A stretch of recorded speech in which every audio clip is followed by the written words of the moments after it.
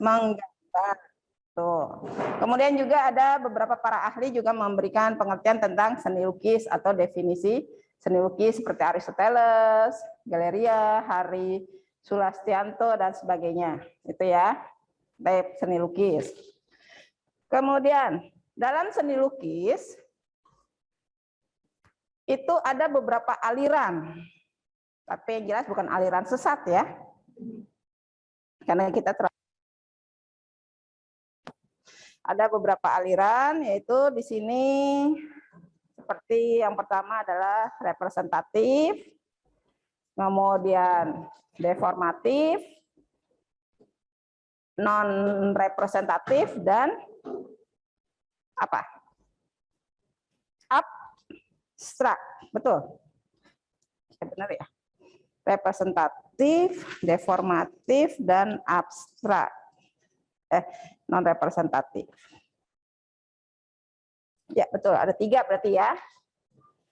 Nah, aliran yang termasuk di representatif itu adalah aliran romantisme, naturalisme, dan realisme. Itu adalah termasuk di aliran representatif. Kalau yang masuk di deformatif, ada impressionisme, ekspresionisme, dan kubisme. Dan non representatif adalah abstrak. Jadi di sini aliran ada 3. Coba diulang, Ali, apa aja, Li?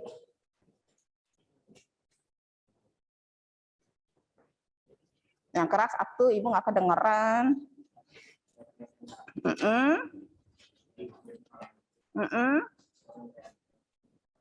Ya, jadi ada 3 ya. Kemudian yang termasuk aliran representatif apa aja, Dio? Yang masuk, jadi ada berapa? Ada 3. Kalau yang masuk deformatif apa aja, Fitri?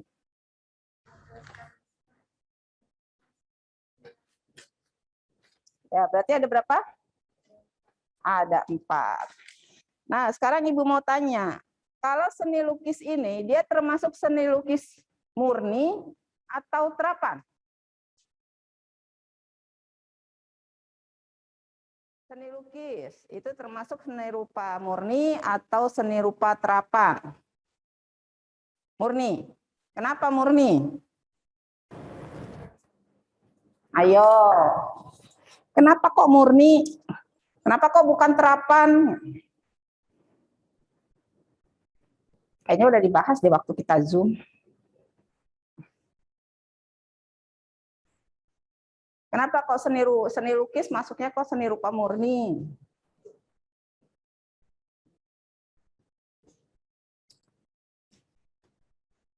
Kenapa anak-anak?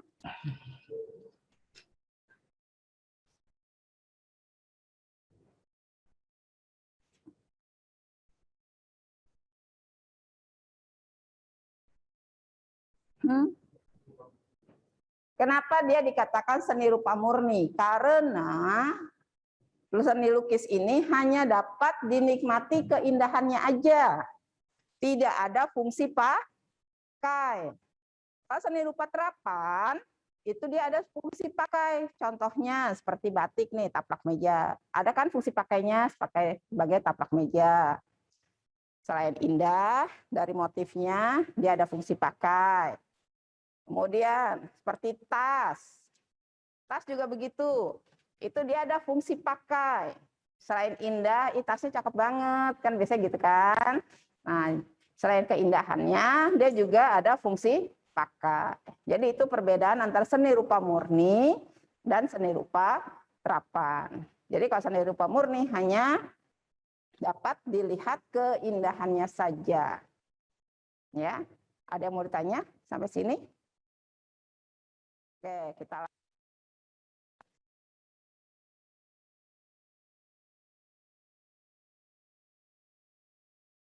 ada 3. Kalau seni lukis ini merupakan seni rupa 2 dimensi, 2 atau 3? 2. Kenapa kok 2? Karena hanya melibatkan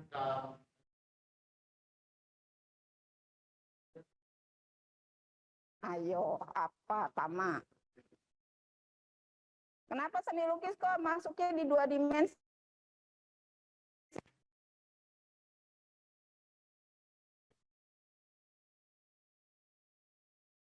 Kenapa? Ayo. Karena kenapa dia termasuk dalam 2 dimensi? Karena hanya dapat dilihat satu sisi saja. Nggak bisa, kecuali seni patung. Kalau seni patung dia masuknya 3 dimensi. Kenapa? Karena ada wujudnya, ada bentuknya, dan dapat dilihat dari segala sisi. Dari depan bisa, kanan kiri bisa, dan dari belakang pun bisa. Tapi kalau seni lukis, dia hanya satu sisi, yaitu dari arah depan. Nggak mungkin, kamu bisa nggak melihat dari belakang?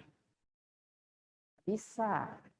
Jadi itu ya, perbedaannya antara 2 dimensi dan 3 dimensi. Kalau 2 dimensi hanya bisa dilihat dari sisi depan aja atau dari satu sisi. Kalau 3 dimensi itu masuknya dia bisa dilihat dari segala arah. Kok bisa dilihat dari segala arah? Iya, karena ada bentuknya.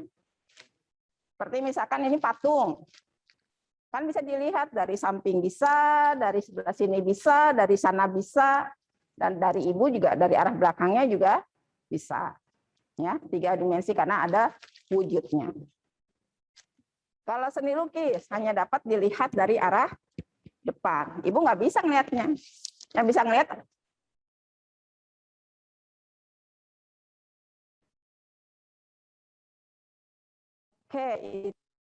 dilihat dari dimensinya. Kemudian seni lukis juga ada fungsinya. Lihat dari fungsinya itu ada 3. Yang pertama sebagai yaitu untuk keagamaan, komersial, dan simbolis. Ya, jadi ada 3. Nah, kalau kita kan ada tuh setiap rumah ada tulisan Allahnya. Nah, itu sebagai fungsi keagamaan. Menandakan yang non-muslim ada gambar Tuhannya entah apa itu yang dibeginiin, yang begituin gitu kan. Nah, kalau misalkan yang lainnya, mungkin ada gambar gajah sebagai Tuhannya, atau juga dan lain sebagainya. Ada gambar monyet, ya, itu keagamaan. Kalau untuk komersialisan itu adalah untuk dijual.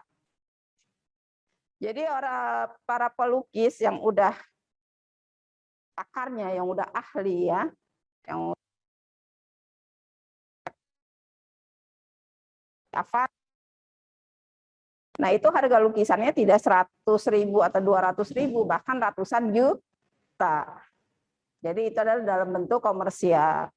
Kalau misalkan dalam bentuk fungsinya untuk simbolis, biasanya kalau misalkan ada terima jabatan, atau mungkin ada perpisahan, nah sebagai simbolis apa? Kita memberikan kenang-kenangannya sebuah lukisan. Tuh fungsinya.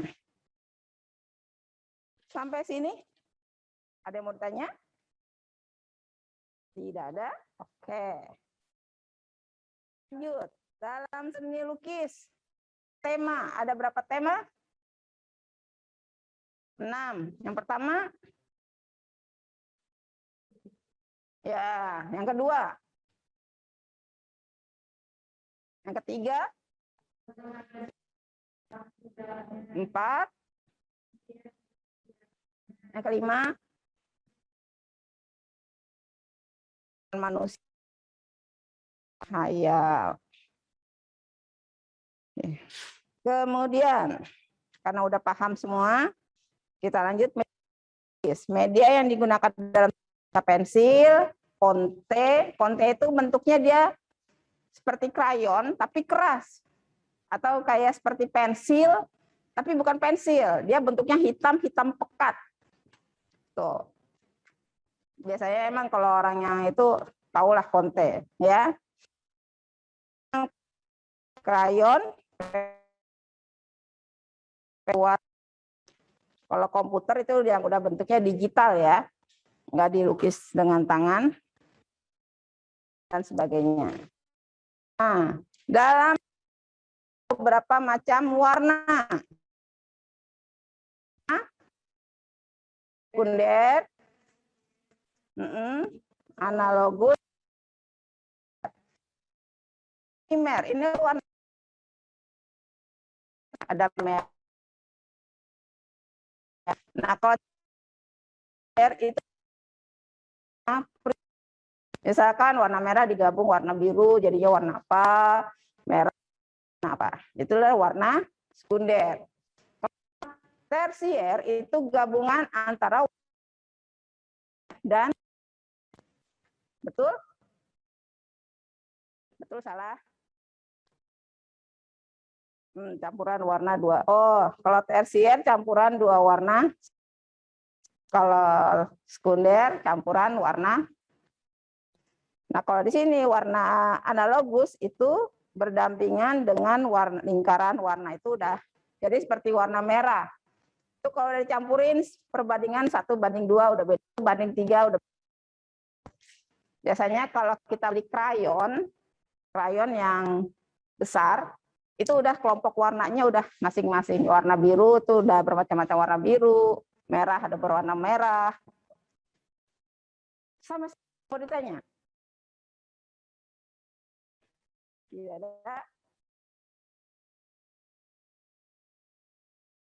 Bisa digolang.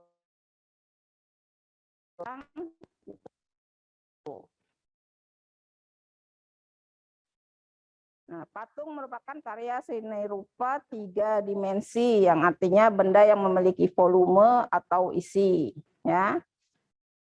Di sini fungsi patung yaitu yang pertama sebagai patung religi, monumen, arsitektur, dekorasi, seni dan patung kerajinan. Bentuknya ada yang bentuk torso yaitu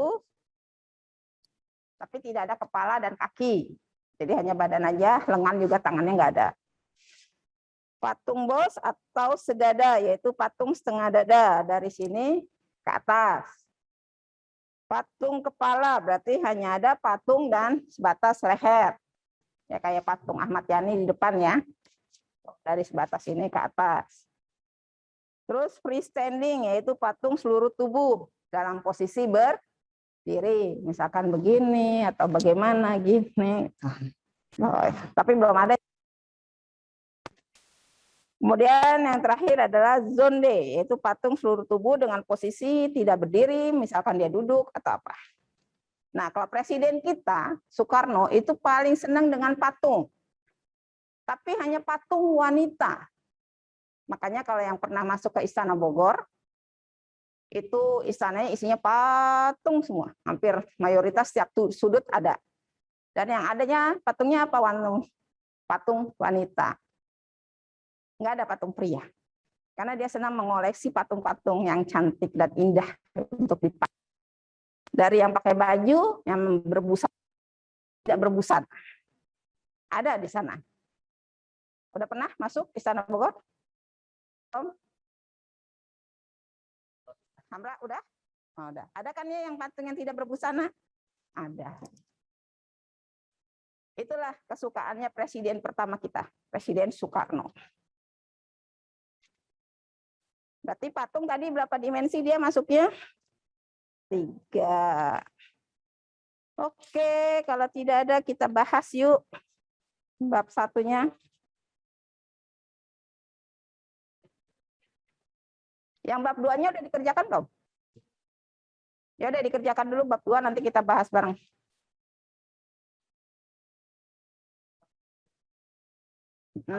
Yang 30 ya. Asesmen. Ya. 30 31. Romawi 1 aja deh, sama penilaian tengah semesternya Romawi 1 aja, yang PG-nya aja.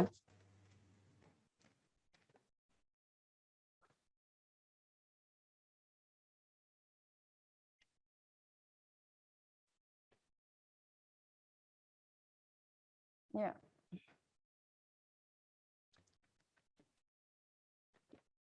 Ini ngeri banget deh. Ribet deh.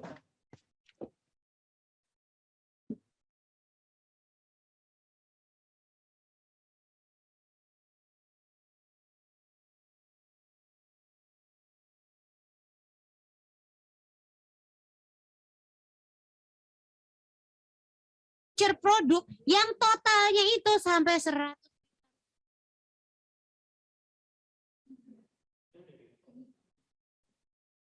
Sudah? Ya, kita baca. Urut dari pojok sana 1, 2, 3 lanjut sampai selesai. Yang keras suaranya.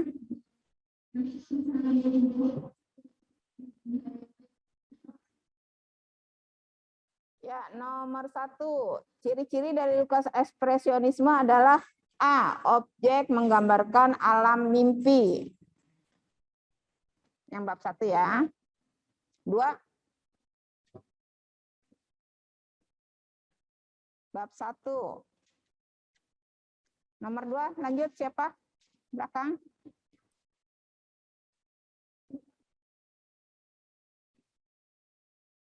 Adalah ya, lukisan realisme. D. 3.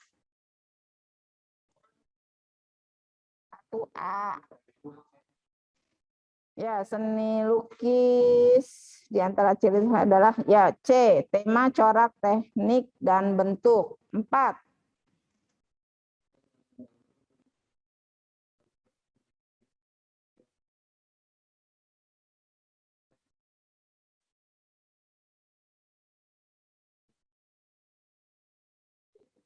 Ya, C. 5.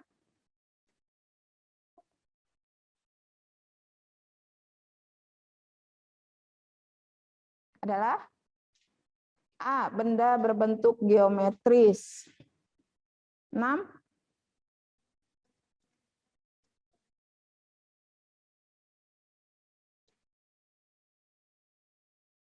Ya, D. Realisme. Nyata ya. 7.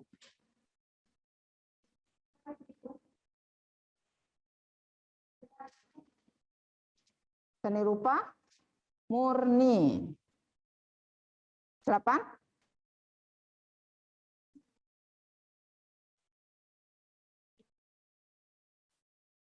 Disebut pelukis. Ya, 9.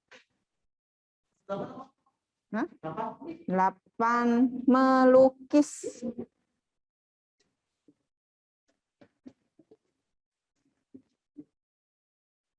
2. 10.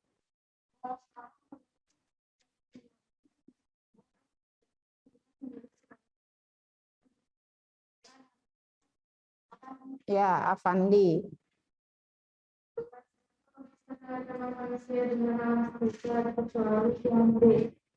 Kecuali D, ibuku. 12.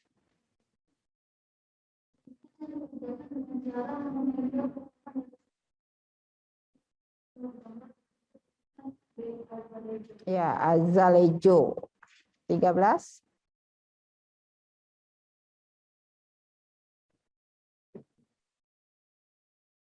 Ya, realisme. Sama 14.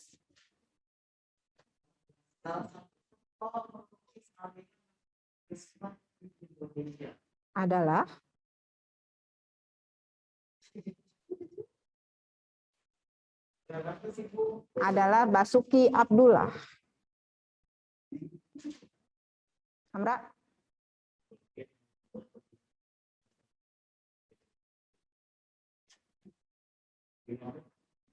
Mm-mm, 15.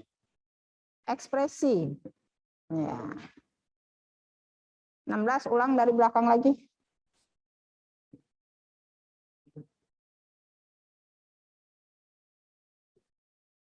Kecuali kegembiraan.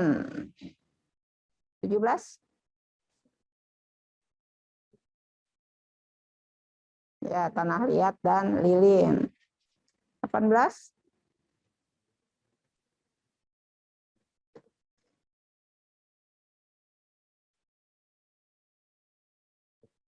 D. Ekspresionisme. 19.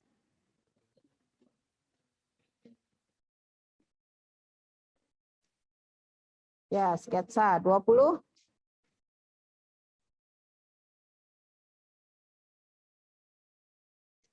Ya, patung torso. Ya, sekarang asesmen bab 2. Kita lanjut.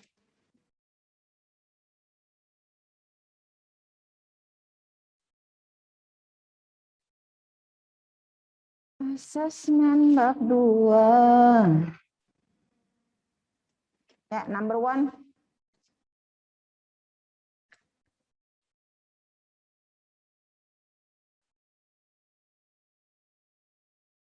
Dinamakan dinamika. 2.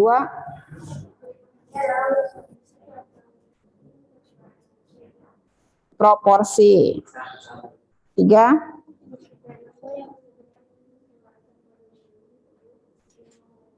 Ilmu artikulasi. 4.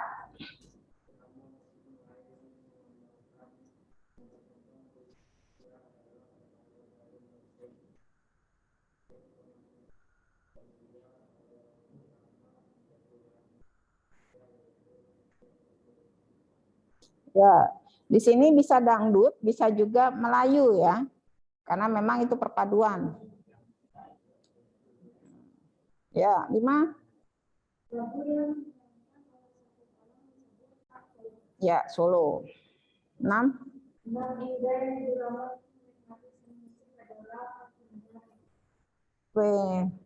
Indra yang menggunakan untuk menikmati seni musik. Ya, pendengaran.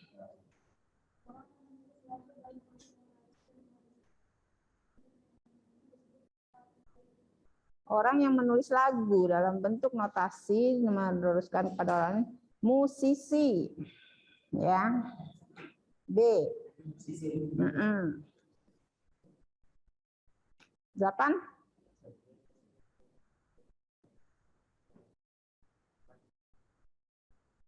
Sajian musik yang hanya terdiri dari pemainan alat musik secara bersamaan dinamakan musik ensemble. 9. Ya. Lah udah tadi syair lagu yang kamu tanya tadi kan? Ya sudah. Ya udah. Dan ketika punya harmonis ini saya lalu.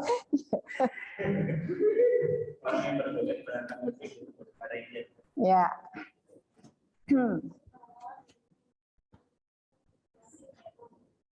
Sebut melodi ya. Berikut merupakan unsur-unsur musik kecuali kecuali apa? Iya. Bisa.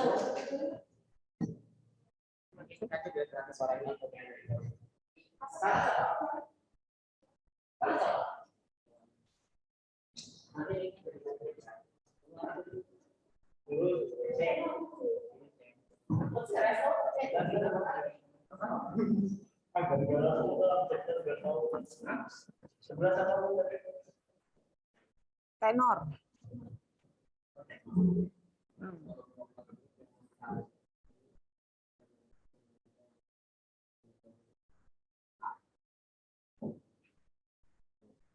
Peran dalam vokal group yang mengharuskan penyanyi menyanyikan lagu dengan nada yang paling tinggi dan powerful adalah nomor 12.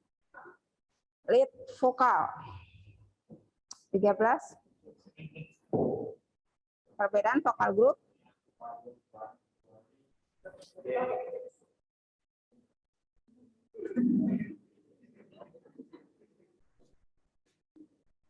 Perbedaan vokal group dengan paduan suara.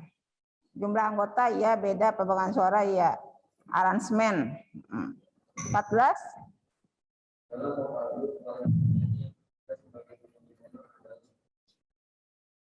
Penyanyi tenor siapa biasanya? Warna penyanyi yang ini grup vokal warna adalah Ira. RR. Yang D. Sarwana, Steven, Ria. 15.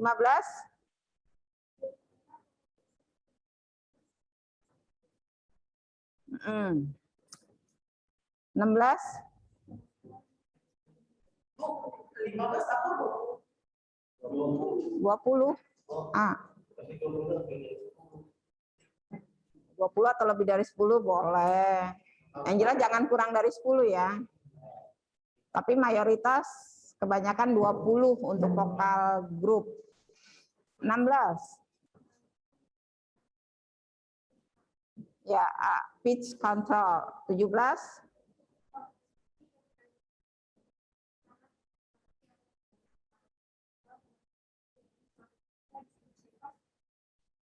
Fleksibel. Komposisi dan gaya musik modern sangat dipengaruhi oleh berbagai pengalaman musikal para musisi dari suatu masa. Disebut sifat apa? Terbuka. Oke, boleh. Itu di LKS-nya ya. Fleksibel ya? Ya, fleksibel boleh, terbuka boleh. Bebas. 18.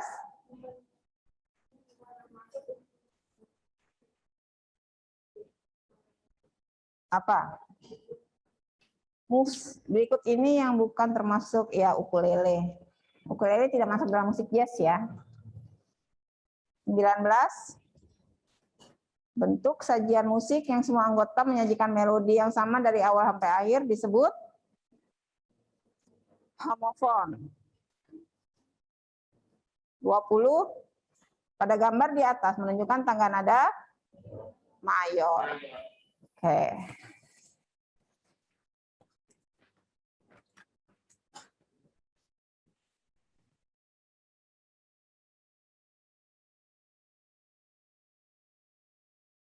Lukis dengan bahan cair sehingga hasilnya menyatu dengan arsitektur tempera.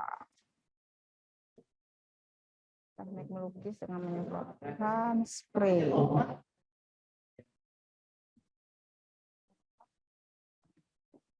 Astagfirullahaladzim. Udah habis ya? Jam 8 kan?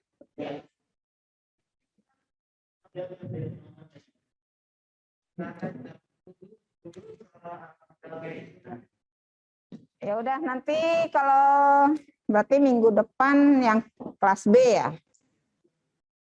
Kita masih ketemu lagi 2 kali. Setelah itu belum, masih 1 kali. Ketika minggu ketiga itu kan itu kita lagi masak, tapi nanti minggu berikutnya udah kita dapat tanggal. Ya berarti minggu terakhir kita bahas yang PTS-nya deh. Maksudnya pertemuan terakhir. Takut amat pertemuan terakhir. Ya, oke.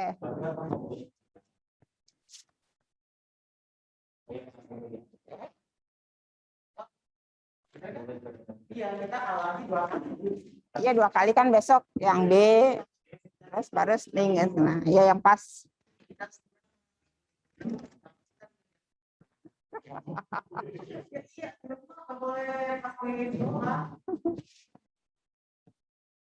Berarti tanggal berapa?